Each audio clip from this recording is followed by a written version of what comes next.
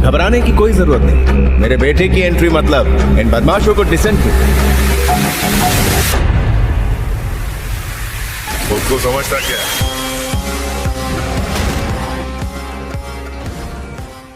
कैसे बना दुश्मन दोस्त, आखिर कौन सी चाल चलेगा Pushpa. Hello friends, welcome back to your favourite YouTube channel Bollygrad studio. मैं पूजा मुड़े आप सभी का स्वागत करती हूँ और आपके लिए लेकर आई हूँ पुष्पा 2 फिल्म से जुड़े कुछ गर्मा गर्म गॉसिप्स। तो इस वीडियो को एंड तक जरूर देखें ताकि आपको भी पता चले कि आखिर फिल्मी दुनिया में पक क्या रहा है।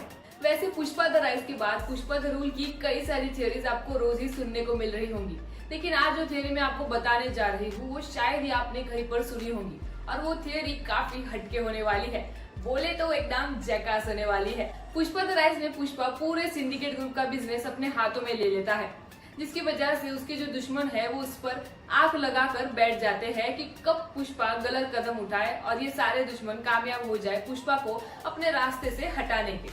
वेल, ये सारे दुश्मन तो है ही, लेकिन एक और भी दुश्मन है जिसकी एंट्री हमें पुष्पा द रूल में होती दिखाई देने वाली है और जो कि माना जाता है बहुत ही डेंजर विलन होने वाला है। इसका मतलब एक और नया कैरेक्टर हमें देखने को मिलेगा और वो विलन कौन है ये जानने के लिए आपको मेरा पूरा वीडियो एंड तक देखना पड़ेगा। जैसे कि हमने पुष्पा द राइज में देखा कि पुष्पा का जो सौतेला भाई होता है वो देख लेता है कि पुष्पा अच्छा खासा अमीर और पावरफुल हो चुका है, तो ऐसे में पुष्पा का जो सौतेला भाई है वो उसकी माँ के पास जाता है और माफी मांगता है और उन्हें अपने घर भी चलने को कहता है। अब जैसे कि पुष्पा का सौतेला भाई पुष्पा की माँ को और श्रीवल्ली को अपने घर चलने के लिए बोलता है तो पुष्पा की माँ का दिल बहुत भर आता है, क्योंकि कई सालों से उनकी इच्छा रहती है कि कब वो मुलट्टी परिवार में एंट्री ले सके।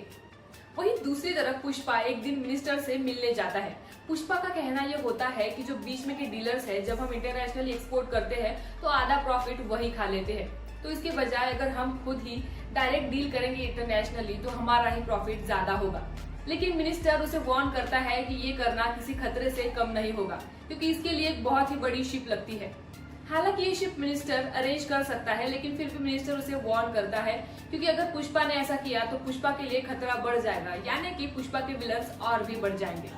मिनिस्टर पुष्पा को शिप अरेंज करके दे देता है और पुष्पा निकल जाता है लाल चंदन का पूरा माल लेकर जापान की तरफ। फिर से एक बार पुष्पा को वार्निंग मिलती है मिनिस्टर की तरफ से कि पुष्पा पर कभी भी हमला हो सकता है, लेकिन पुष्पा किसी से डरता है भला?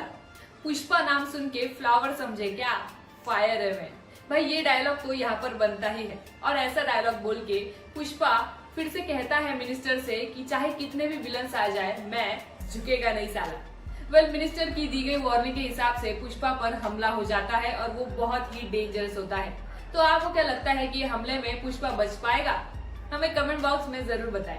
इस वीडियो को लाइक और शेयर करें। चैनल को तो आपने सब्सक्राइब कर ही दिया होगा, तो चलिए जल्दी मिलते हैं और नए गॉसिप्स के साथ। तब तक के लिए बाय बाय।